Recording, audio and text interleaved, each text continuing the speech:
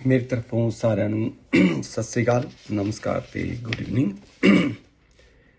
ਅੱਜ ਦੀ ਵੀਡੀਓ ਮੈਂ international students in Canada ਤੇ ਵਰਕ ਪਰਮਿਟ ਹੋਲਡਰਸ ਤੇ ਜਿਹੜੇ ਲੋਕ ਪਰਮਾਨੈਂਟ ਰੈਜ਼ੀਡੈਂਸੀ ਤੇ ਕੈਨੇਡਾ ਆ ਰਹੇ ਨੇ ਉਹਨਾਂ ਵਾਸਤੇ ਬਣਾਈ ਹੈਗੀ।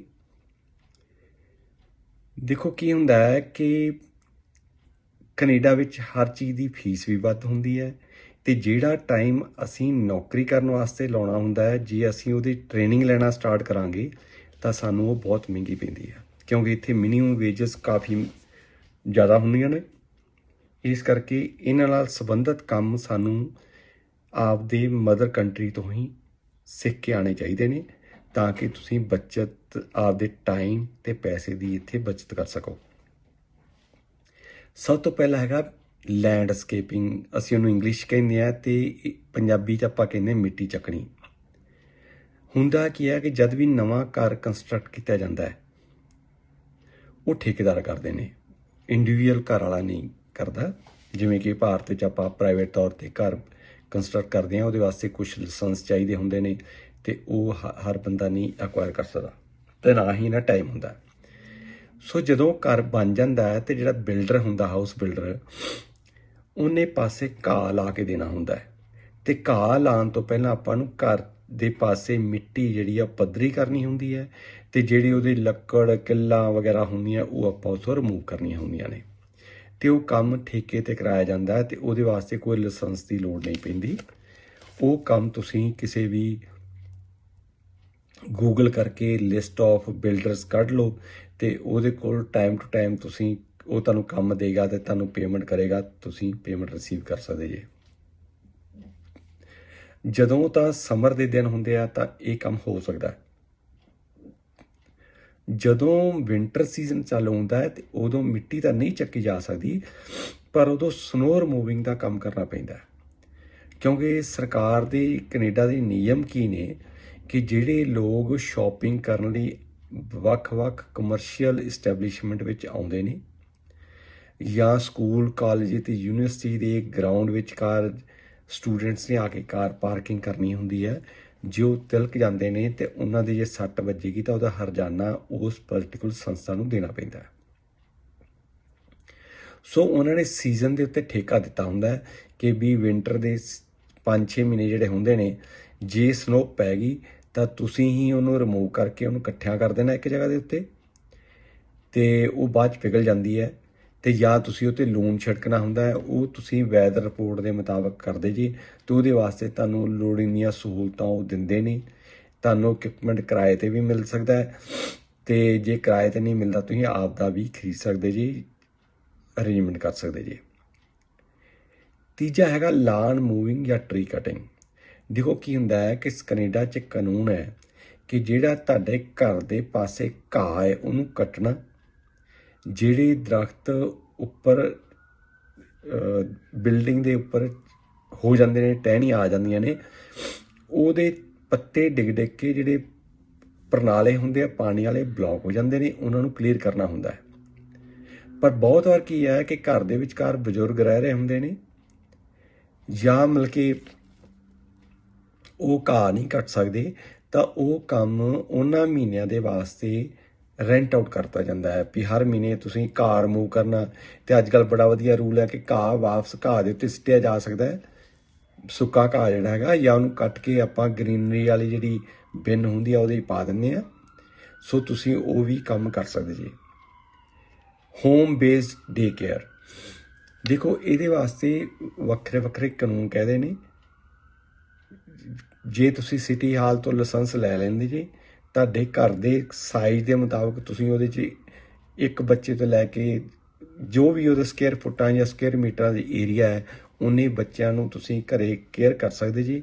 ਉਹਦੀ ਪੇਮੈਂਟ ਬਹੁਤ ਸਾਰੀਆਂ ਸਟੇਟਾਂ 'ਚ ਸਰਕਾਰ ਦਿੰਦੀ ਹੈ ਤੇ ਬਹੁਤ ਸਾਰੇ ਪ੍ਰਾਈਵੇਟ ਮਾਪੇ ਵੀ ਦਿੰਦੇ ਨੇ, ਕਿਉਂਕਿ ਕਾਨੂੰਨਨ ਤੌਰ ਦੇ ਉੱਤੇ 14 ਸਾਲ ਦੀ ਉਮਰ ਤੱਕ ਬੱਚੇ ਨੂੰ ਘਰੇ ਇਕੱਲਿਆਂ ਨਹੀਂ ਛੱਡਿਆ ਜਾ ਸਕਦਾ, ਜਾਂ ਦਾਦੀ ਦਾਦਾ ਜਾਂ ਨਾਨੀ ਨਾਨਾ ਜਾਂ ਕੇਅਰ ਗਿਵਰ ਨੂੰ ਉੱਥੇ ਲਗਾਉਣਾ ਪਊਗਾ, ਜਾਂ ਫਿਰ ਤੁਹਾਨੂੰ ਉਹਨੂੰ ਚਾਈਲਡ ਕੇਅਰ ਸੈਂਟਰ ਵਿੱਚ ਛੱਡਣਾ ਪਊਗਾ। ਫਿਰ ਹੈਗਾ ਫੋਟੋਗ੍ਰਾਫੀ। ਦੇਖੋ ਕੀ ਹੁੰਦਾ ਹੈ ਕਿ ਕੈਨੇਡਾ ਦੇ ਵਿਚਕਾਰ ਮੋਸਟਲੀ ਜਿਹੜੇ ਫੰਕਸ਼ਨ ਨੇ ਸ਼ਾਮ ਦੇ ਹੁੰਦੇ ਨੇ, ਤੇ ਤੁਸੀਂ ਉਹਦੇ ਪ੍ਰਾਈਵੇਟ ਤੌਰ ਤੇ ਫੋਟੋਗ੍ਰਾਫੀ ਕਰ ਸਕਦੇ ਜੀ। ਫੋਟੋਗ੍ਰਾਫੀ ਤੁਹਾਨੂੰ ਪਤਾ ਅੱਜ ਕੱਲ੍ਹ ਡਿਜੀਟਲ ਫੋਟੋਗ੍ਰਾਫੀ ਹੈ, ਤੁਹਾਨੂੰ ਉਹ ਪੁਰਾਣੇ ਵਾਲਾ ਸਿਸਟਮ ਤਾਂ ਹੈ ਨਹੀਂ ਕਿ ਤੁਹਾਨੂੰ ਫੋਟੋ ਪਿਓ ਕਈ ਕੰਮ ਕਰਨੇ ਪੈਣਗੇ, ਕੈਮੀਕਲ 'ਚ ਪਾਉਣਾ ਪਊਗਾ, ਉਹ ਜਿਹਾ ਸਿਸਟਮ ਨਹੀਂ ਹੈ। ਤੁਸੀਂ ਵੀਡੀਓ ਫੋਟੋਗ੍ਰਾਫੀ ਕਰੋ, ਉਹਨੂੰ ਫਿਲਟਰ ਕਰੋ, ਉਹਨੂੰ ਐਡਿਟ ਕਰੋ ਤੇ ਆਨਲਾਈਨ ਈਮੇਲ ਦੇ ਰਾਹੀਂ ਕਲਾਇੰਟ ਨੂੰ ਭੇਜ ਸਕਦੇ ਜੀ ਤੇ ਉਹਦੇ ਕੋਲ ਪੇਮੈਂਟ ਲੈ ਸਕਦੇ ਜੀ। ਇਹ ਕੰਮ ਮੋਸਟਲੀ ਇੱਥੇ ਫੰਕਸ਼ਨ ਫਰਾਈਡੇ, ਸੈਟਰਡੇ, ਸੰਡੇ ਹੁੰਦੇ ਨੇ ਤੇ ਉਸ ਦਿਨ ਆਪਾਂ ਨੂੰ ਛੁੱਟੀ ਹੁੰਦੀ ਹੈ, so you can utilise it. ਤੇ ਆਈਫੋਨ ਦੇ ਨਾਲ ਵੀ ਹੋ ਜਾਂਦਾ ਹੈ, ਜਾਂ ਕੈਮਰਾ ਦਾ ਰੇਟ ਬਹੁਤ ਘਟ ਗਏ ਨੇ ਤੇ ਤੁਸੀਂ ਕਿਤੋਂ ਵੀ ਕੈਮਰੇ ਖਰੀਦ ਸਕਦੇ ਜੀ। 6ਵਾਂ ਹੈਗਾ ਜਿਹੜਾ ਬੱਚਿਆਂ ਨੂੰ ਇੰਡੀਆ ਤੋਂ ਭੰਗੜਾ ਆਉਂਦਾ ਹੈ। ਦੇਖੋ ਬਹੁਤ ਸਾਰੇ ਆਪਣੇ ਲੜਕੇ ਜਾਂ ਲੜਕੀਆਂ ਨੇ ਜਿਨ੍ਹਾਂ ਨੇ ਭਾਰਤ ਤੋਂ ਹੀ ਭੰਗੜਾ ਸਿੱਖਿਆ ਹੁੰਦਾ ਹੈ, ਤੇ ਇੱਧਰਲੇ ਦੇਸ਼ ਜਿਹੜੇ ਕੋਲਡ ਕੰਟਰੀ ਹੋਣ ਕਰਕੇ ਸਾਨੂੰ ਸਾਰਿਆਂ ਨੂੰ ਇਹ ਹੁੰਦਾ ਕਿ ਸਾਡੇ ਬੱਚੇ ਐਕਸਰਸਾਈਜ਼ ਤਾਂ ਕਰਦੇ ਹੀ ਨਹੀਂ, ਤੇ ਪਰ ਜੇ ਉਹ ਭੰਗੜਾ ਪਾਉਣਗੇ ਤਾਂ ਆਟੋਮੈਟਿਕਲੀ ਐਕਸਰਸਾਈਜ਼ ਹੋ ਜਾਏਗੀ। ਸੋ ਜੇ ਤੁਸੀਂ ਉਹਨਾਂ ਨੂੰ ਭੰਗੜਾ ਸਿਖਾ ਸਕਦੇ ਜੀ, ਉਹ ਲਈ ਤੁਸੀਂ ਕਿਸੇ ਵੀ ਸਕੂਲ ਤੋਂ ਉਹਨਾਂ ਦਾ ਇੱਕ ਕਮਰਾ ਜਾਂ ਕਲਾਸਰੂਮ ਜਾਂ ਆਪਦੀ ਯੂਨੀਵਰਸਿਟੀ ਜਾਂ ਕਾਲਜ ਜਾਂ ਜਿਹੜੇ ਸਿਟੀ ਹਾਲ ਦੇ ਆਪਣੇ ਪਾਰਕ ਹੁੰਦੇ ਨੇ ਉਹਨਾਂ ਦੇ ਵਿਚਕਾਰ ਕਮਰੇ ਹੁੰਦੇ ਨੇ, ਜਾਂ ਗਰਮੀਆਂ 'ਚ ਤੁਸੀਂ ਓਪਨ ਪਾਰਕ ਦੇ ਵਿੱਚ ਵੀ ਟ੍ਰੇਨਿੰਗ ਦੇ ਸਕਦੇ ਜੀ। ਤੇ ਉਸ ਲਈ ਤੁਸੀਂ ਕੰਸਰਨ ਡਿਪਾਰਟਮੈਂਟ ਦੇ ਕੋਲ ਪਰਮਿਸ਼ਨ ਲੈਣੀ ਹੁੰਦੀ ਆ ਤੇ ਆਰਾਮ ਨਾਲ ਮਿਲ ਜਾਂਦੀ ਆ, ਆਨਲਾਈਨ ਮਿਲ ਜਾਂਦੀ ਆ, ਕਿਤੇ ਛੁੱਟੀ ਲੈ ਕੇ ਵੀ ਨਹੀਂ ਜਾਣ ਦੀ ਲੋੜ ਪੈਂਦੀ। ਸੋ ਤੁਸੀਂ ਬੱਚਿਆਂ ਨੂੰ ਭੰਗੜਾ ਸਿਖਾ ਸਕਦੇ ਜੀ, ਲੜਕੀਆਂ ਗਿੱਧਾ ਸਿਖਾ ਸਕਦੀਆਂ ਨੇ। ਫਿਰ ਤੁਸੀਂ ਕਲੀਨਿੰਗ ਕੰਪਨੀ ਖੋਲ੍ਹ ਸਕਦੇ ਜੀ। ਦੇਖੋ ਜਿਹੜੇ ਭਾਰਤ ਵਿੱਚ ਤਾਂ ਆਪਾਂ ਝਾੜੂ ਲਾਉਂਦੇ ਆ, ਪੋਚਾ ਲਾਉਂਦੇ ਆ, ਉਹ ਕੰਮ ਆਪਾਂ ਬੈਠ ਕੇ ਕਰਦੇ ਆ ਪੈਰਾਂ ਭਾਰ। ਪਰ ਜਿਹੜੇ ਇਹ ਵੈਸਟਰਨ ਕੰਟਰੀਜ਼ ਨੇ ਇੱਥੇ ਸਾਰਾ ਕੰਮ ਮਸ਼ੀਨਾਂ ਨਾਲ ਹੁੰਦਾ ਹੈ, ਜਾਂ ਖੜ ਕੇ ਕਰਨਾ ਹੁੰਦਾ, ਆਪਾਂ ਹੈਂਡਲ ਓਪਰੇਟ ਕਰਨਾ ਹੁੰਦਾ ਤੇ ਥੱਲੇ ਮਸ਼ੀਨ ਆਟੋਮੈਟਿਕਲੀ ਵੈਕਮ ਕਰਦੀ ਹੈ ਤੇ ਆਪਣੇ ਆਪ ਪੋਚਾ ਲਾਉਂਦੀ ਹੈ। ਤੇ ਉਹ ਤੁਸੀਂ ਕੰਮ ਕਰ ਸਕਦੇ ਜੇ, ਕਿਉਂਕਿ ਜਿੰਨੀਆਂ ਵੀ ਸਰਕਾਰੀ ਇਮਾਰਤਾਂ ਨੇ ਜਾਂ ਜਿੰਨੇ ਵੀ ਕਮਰਸ਼ੀਅਲ ਬਿਲਡਿੰਗ ਨੇ, ਸਭ ਦੀ ਸਫਾਈ ਰਾਤ ਦੇ 12 ਵਜੇ ਤੋਂ ਬਾਅਦ ਹੁੰਦੀ ਹੈ। ਸੋ ਤੁਸੀਂ ਇਹ ਕੰਮ ਠੇਕੇ ਉੱਤੇ ਵੀ ਲੈ ਸਕਦੇ ਜੀ। ਸੰਡੇ ਛੁੱਟੀ ਹੁੰਦੀ ਹੈ, ਮੰਡੇ ਟੂ ਸੈਟਰਡੇ ਕੰਮ ਹੁੰਦਾ ਹੈ, ਤੇ ਹੁੰਦਾ ਵੀ ਸ਼ਾਮ ਨੂੰ ਦੇ ਘੰਟੇ ਮੁਤਾਬਕ ਹੁੰਦਾ ਹੈ। ਤੇ ਉਹ ਕੀ ਹੈ, ਘੰਟੇ ਜਾਂ 2 ਘੰਟੇ 'ਚ ਮੁੱਕ ਜਾਂਦਾ ਹੈ, ਤੁਸੀਂ ਆਪਦਾ ਐਕਸਟਰਾ ਪੈਸੇ ਪੋਕਟ ਮਨੀ ਕਮਾ ਸਕਦੇ ਜੀ। ਫਿਰ ਹੈਗਾ ਲੇਬਰ ਸਪਲਾਈ ਕੰਟਰੈਕਟਰ। ਜਿਵੇਂ ਅੱਜ ਕੱਲ੍ਹ ਬ੍ਰਿਟਿਸ਼ ਕੋਲੰਬੀਆ ਵਿਚਕਾਰ ਜਾਂ ਓਨਟਾਰੀਓ ਦੇ ਵਿਚਕਾਰ ਜਾਂ ਸੈਸਕੈਚੁਅਨ ਦੇ ਵਿਚਕਾਰ ਸਮਰ ਸੀਜ਼ਨ ਹੋਣ ਕਰਕੇ ਖੇਤਾਂ ਦੇ ਵਿਚਕਾਰ ਫਲ ਤੋੜੇ ਜਾਂਦੇ ਨੇ, ਫਸਲ ਤੋੜੀ ਜਾਂਦੀ ਹੈ, ਤਾਂ ਉਹ ਵੀ ਮਸ਼ੀਨਾਂ ਨਾਲ ਤੋੜੀ ਜਾਂਦੀ ਹੈ। ਸੋ ਤੁਸੀਂ ਉਹਦੇ ਵਿੱਚ ਉਹਦੇ ਜਿਹੜੀ ਲੇਬਰ ਕੰਮ ਕਰਨ ਜਾਂਦੀ ਹੈ, ਸਵੇਰੇ ਆਪਦੀ ਮਿਨੀ ਬੱਸ 'ਚ ਬਿਠਾ ਕੇ ਲੈ ਜਾਓ ਤੇ ਸ਼ਾਮੀ ਘਰੇ ਬਿਠਾ ਕੇ ਲੈ ਆਓ, ਉਹਨਾਂ ਨੂੰ ਘਰੇ ਗੱਡੀ ਬਿਠਾ ਕੇ ਘਰੇ ਲੈ ਆਓ, ਤੇ ਇਹਦੇ ਲਈ ਤੁਹਾਨੂੰ ਸਫੀਸ਼ੀਐਂਟ ਪੈਸੇ ਮਿਲਦੇ ਨੇ, ਤੁਸੀਂ ਉਹਨਾਂ ਕੋਲ ਪੈਸੇ ਲੈ ਸਕਦੇ ਜੀ, ਔਰ ਤੁਹਾਨੂੰ ਪੈਸੇ ਮਿਲਦੇ ਵੀ ਨੇ। ਨੰਬਰ 10ਵਾਂ ਹੈਗਾ ਡੋਰ ਟੂ ਡੋਰ ਡਿਲੀਵਰੀ। ਦੇਖੋ ਉਹਨੂੰ ਕਹਿੰਦੇ ਡਿਲੀਵਰੀ ਡਰਾਈਵਰ, ਔਰ ਡਿਲੀਵਰੀ ਡਰਾਈਵਰ ਦਾ ਕੰਮ ਤੁਸੀਂ ਤਾਂ ਹੀ ਕਰ ਸਕਦੇ ਜੀ ਜੇ ਤੁਹਾਡੇ ਕੋਲ ਡਰਾਈਵਿੰਗ ਦਾ ਲਾਇਸੈਂਸ ਹੈ।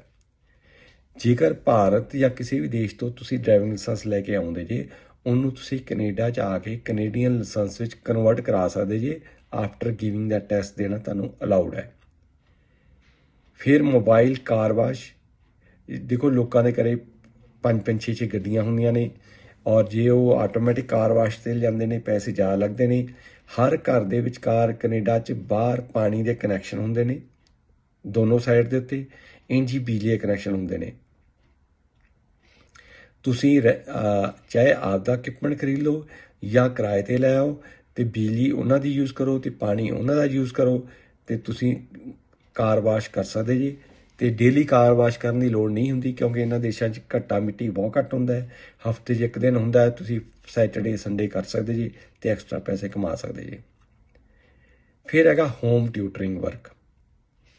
ਦੇਖੋ ਕੀ ਹੁੰਦਾ ਹੈ ਕਿ ਇਹਨਾਂ ਦੇਸ਼ਾਂ ਦੇ ਵਿਚਕਾਰ ਹੋਮਵਰਕ ਨਹੀਂ ਹੁੰਦਾ, ਤੇ ਬੱਚਿਆਂ ਨੂੰ ਘਰੇ ਪੜ੍ਹਾਉਣ ਵਾਸਤੇ ਸਾਡੇ ਕੋਲ ਟਾਈਮ ਹੀ ਨਹੀਂ ਹੁੰਦਾ। ਇਹ ਡਿਪੈਂਡ ਕਰਦਾ ਹੈ ਕਿ ਤੁਸੀਂ ਜਦ ਆਪਦੇ ਮਦਰ ਕੰਟਰੀ ਤੋਂ ਆ ਰਹੇ ਜੀ, ਤਾਂ ਉਹਦੇ ਤੁਹਾਡੀ ਇੰਗਲਿਸ਼ ਵਿੱਚ, ਮੈਥ, ਕੈਮਿਸਟਰੀ, ਪੰਜਾਬੀ ਜਾਂ ਹਿੰਦੀ 'ਚ ਕਿਹਦੇ 'ਚ ਤੁਹਾਡੀ ਕਾਬਲੀਅਤ ਹੈ। ਇੱਥੇ ਟਿਊਟਰਿੰਗ ਹੈ, ਬਹੁਤ ਸਾਰੀ ਟਿਊਟਰਿੰਗ ਸਰਵਿਸਿਜ਼ ਹੁੰਦੀਆਂ ਨੇ, ਤੁਸੀਂ ਉਹਨਾਂ ਡਾਇਰੈਕਟ ਰਾਬਤਾ ਕਰੋ, ਉਹ ਤੁਹਾਨੂੰ ਪਰ ਆਵਰ ਪੇ ਕਰਦੇ ਨੇ ਤੇ ਉਹ ਆਪ ਹੀ ਦੱਸਦੇ ਨੇ ਵੀ ਕਿਹਨੂੰ ਪੜ੍ਹਾਉਣਾ, ਤੇ ਆਨਲਾਈਨ ਵੀ ਪੜ੍ਹਾਇਆ ਜਾਂਦਾ ਹੈ ਤੇ ਆਫਲਾਈਨ ਵੀ ਪੜ੍ਹਾਇਆ ਜਾਂਦਾ ਤੇ ਫਿਜ਼ੀਕਲ ਵੀ ਪੜ੍ਹਾਇਆ ਜਾਂਦਾ ਹੈ। ਉਹ ਤੁਸੀਂ ਉਹਨਾਂ ਨਾਲ ਆਪਦਾ ਸੈਟਲਮੈਂਟ ਕਰ ਸਕਦੇ ਜੇ। ਫਿਰ ਹੈਗਾ ਈਵੈਂਟ ਡੈਕੋਰੇਸ਼ਨ। ਦੇਖੋ ਇਹ ਜਿਹੜੇ ਦੇਸ਼ ਹੈ ਇਹਨਾਂ 'ਚ ਲੋਕਾਂ ਕੋਲ ਪੈਸਾ ਬਹੁਤ ਹੁੰਦਾ ਹੈ।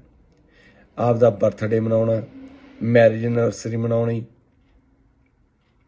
ਕੋਈ ਚੀਫ ਗੈਸਟ ਆ ਰਿਹਾ ਬਾਹਰ ਇੰਡੀਆ ਤੋਂ ਤੇ ਉਹਨੂੰ ਡਿਨਰ ਇਨਵਾਈਟ ਕਰਨਾ, ਉਹਦੇ ਵਾਸਤੇ ਈਵੈਂਟ ਦੀ ਡੈਕੋਰੇਸ਼ਨ ਕੀਤੀ ਜਾਂਦੀ ਹੈ। ਵਿਆਹ ਸ਼ਾਦੀਆਂ ਵਾਸਤੇ ਕੀਤੀ ਜਾਂਦੀ ਹੈ। ਜੇ ਉਹਦੇ ਕਰਨਾ ਕੀ ਹੁੰਦਾ, ਜਾਂ ਗੁਬਾਰੇ ਲਾਉਣੇ ਹੁੰਦੇ ਆ ਜਾਂ ਆਰਟੀਫਿਸ਼ੀਅਲ ਫੁੱਲ ਲਾਉਣੇ ਹੁੰਦੇ ਆ, ਕਿਉਂਕਿ ਨੈਚੁਰਲ ਫੁੱਲ ਤਾਂ ਇੱਥੇ ਯੂਜ਼ ਕਰਨੇ ਅਲਾਉਡ ਨਹੀਂ ਹੈ।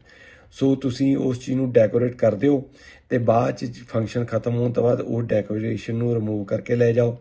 ਉਹ ਨਾਲ ਤੁਸੀਂ ਚੰਗੇ ਪੈਸੇ ਕਮਾਉਣ ਦੇ ਯੋਗ ਹੋ ਸਕਦੇ ਜੀ। ਫਿਰ ਹੈਗਾ ਕੰਕਰੀਟਿੰਗ ਆਫ ਡਰਾਈਵੇਜ਼। ਫਿਰ ਆਉਂਦਾ ਡਿਲੀਵਰੀ ਆਫ ਪਾਰਸਲਸ ਔਰ online ordered stuff to householders, taxi service, home painting services, student recruiter of colleges or universities, property caretaker services, tour operator services, tour guide services, dolphin watching tours, boating services ਤੇ home cleaning services. ਇਹ list ਤਾਂ ਬਹੁਤ ਲੰਬੀ ਹੈ, video ਜ਼ਿਆਦਾ ਲੰਬੀ ਹੋ ਜਾਏਗੀ। ਬਾਕੀ ਅਸੀਂ ਪੋਰਸ਼ਨ ਦੂਜੇ ਵੀਡੀਓ ਵਿੱਚ ਕਵਰ ਅਪ ਕਰਾਂਗੇ। ਸੋ ਜੇ ਤੁਹਾਨੂੰ ਕਿਸੇ ਵੀ ਤਰ੍ਹਾਂ ਦੀ ਵਧੇਰੇ ਜਾਣਕਾਰੀ ਦੀ ਲੋੜ ਹੈ, ਸਾਡੇ ਨਾਲ ਤੁਸੀਂ ਭਾਰਤ ਵਿੱਚ 9815101148 ਫੋਨ ਨੰਬਰ 'ਤੇ ਸਵੇਰੇ 10 ਤੋਂ ਸ਼ਾਮ ਦੇ 4 ਵਜੇ ਵਰਕਿੰਗ ਡੇ ਵਾਲੇ ਦਿਨ ਗੱਲ ਕਰ ਸਕਦੇ ਜੀ। ਜੇ ਤੁਸੀਂ ਕੈਨੇਡਾ 'ਚ ਕੋਈ ਜਾਣਕਾਰੀ ਲੈਣੀ ਆ ਤਾਂ ਸਿਰਫ ਸੈਚਰਡੇ ਤੇ Sunday morning 9 to evening 5 PM ਸਾਡੇ ਨਾਲ ਗੱਲ ਕਰ ਸਕਦੇ ਜੀ। ਤੁਹਾਨੂੰ ਹਰ information free of cost provide ਕੀਤੀ ਜਾਊਗੀ। Please stay connected. Thank you very much. See you again.